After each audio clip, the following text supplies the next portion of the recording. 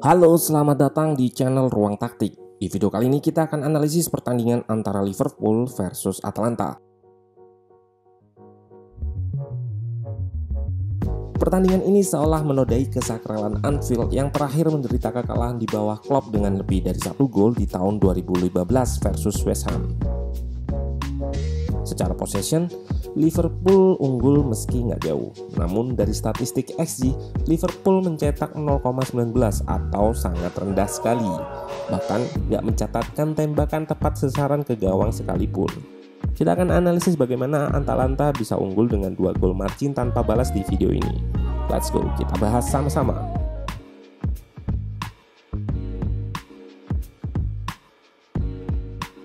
Dari formasi, kita lihat Liverpool hanya menurunkan 5 pemain utama di game ini. Banyak pemain diistirahatkan karena jadwal yang pernah dikeluhkan Klopp. Hal ini lantaran juga banyaknya pemain Liverpool yang cedera. Sementara Gasperini dengan taktik yang unik, dia bermain tanpa nomor 9 murni atau ujung tombak. Namun, in game, ujung tombak itu adalah Pessina yang posisinya berada di nomor 10 atau di belakang striker.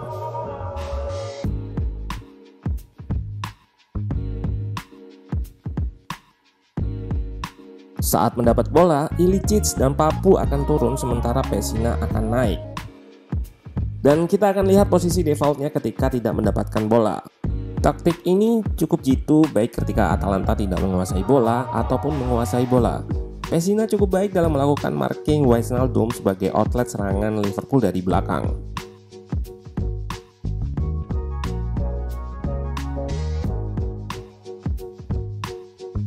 Dengan taktik ini, Ilicic dan Papu tetap bisa beroperasi di depan back atau posisi naturalnya, karena di depan sudah diisi oleh Pessina. Taktik ini juga yang mendukung Gasperini meredam Liverpool ketika tidak menguasai bola. Berbeda dengan sebelumnya, di match ini Gasperini lebih menggunakan medium block. Artinya pemain hanya bertahan dengan blok sedang, tidak terlalu tinggi sambil menunggu ke arah mana Liverpool akan menyerang. Fullback akan dibiarkan kosong dan menutup progresi lewat pemain tengah. Outlet keluar Liverpool dibatasi hanya lewat fullback.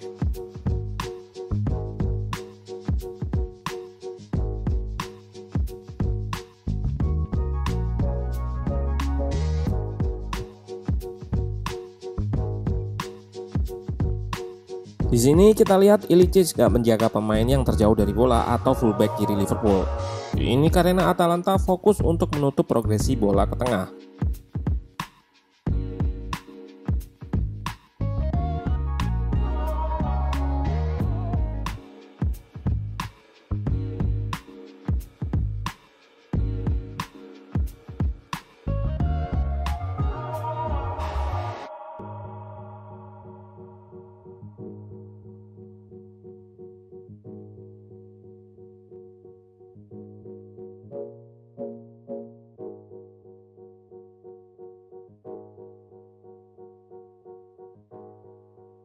Dan seringnya Liverpool melakukan switch play seperti ini untuk disorganisasi pertahanan lawan. Namun bisa kita lihat Hateboer dengan sigap melakukan agresif press ketika bola berpindah.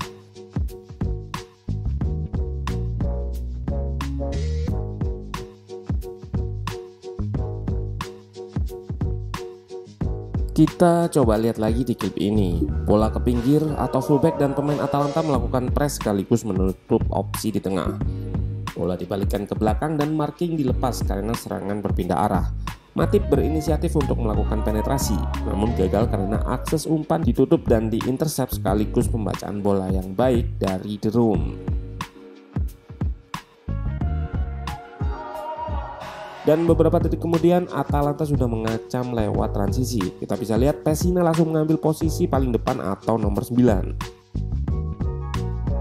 Skema bertahan inilah yang menyulitkan, sekaligus bikin Liverpool lebih berhati-hati. Akibatnya, fullback nggak sering overlap dan Liverpool buntu di depan.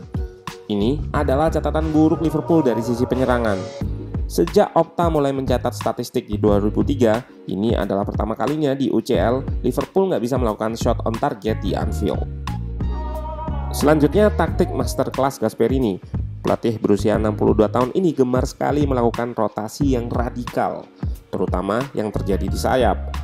Kita akan lihat center back yang overlap di taktiknya ditambah dengan wingback yang cut inside seperti di skema gol kedua nanti.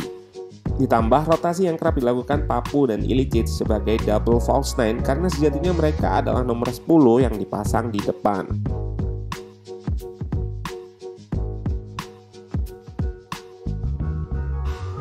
Skema menyerang Atalanta adalah melakukan wide overload di satu sayap lalu diagonal pass ke sayap lainnya.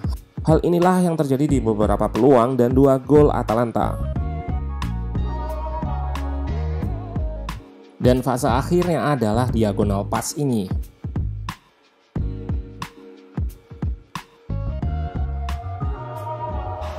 Klip ini sebagai contoh, Papu Ilicic sebagai double 10 inisiasi serangan dan memilih overload sayap kanan.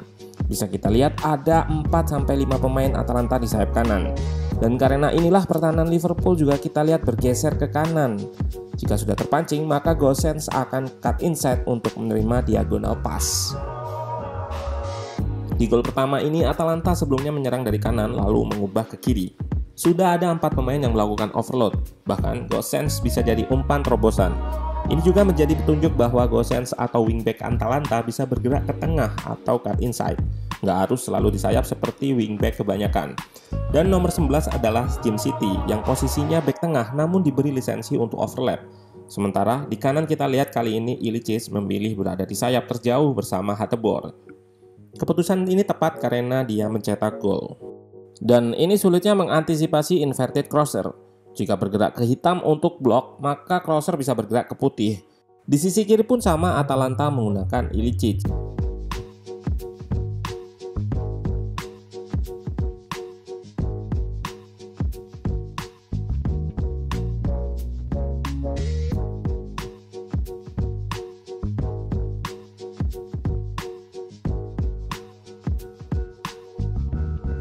Dan gol kedua dengan skema yang sama, wide overload, wingback cut inside, lalu diakhiri dengan penyelesaian diagonal pass yang kali ini disambut wingback dan diselesaikan oleh wingback pula. Keunggulan fisikal dari wingback kanan yaitu Hateboer bikin dia jadi target umpan-umpan diagonal seperti ini. Mengingat memang jarang sekali tim yang memiliki back sayap sama tingginya, sehingga memudahkan pemain timnas Belanda ini memenangkan duel udara.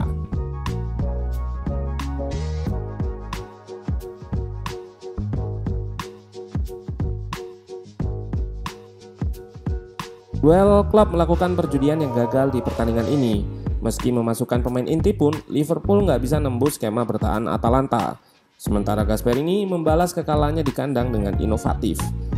Wide overload dan rotasi yang jadi andalannya dipadukan dengan double 10 dan hidden striker di diri Pessina gak hanya sukses membuat 2 gol, namun juga tidak kebobolan di game ini.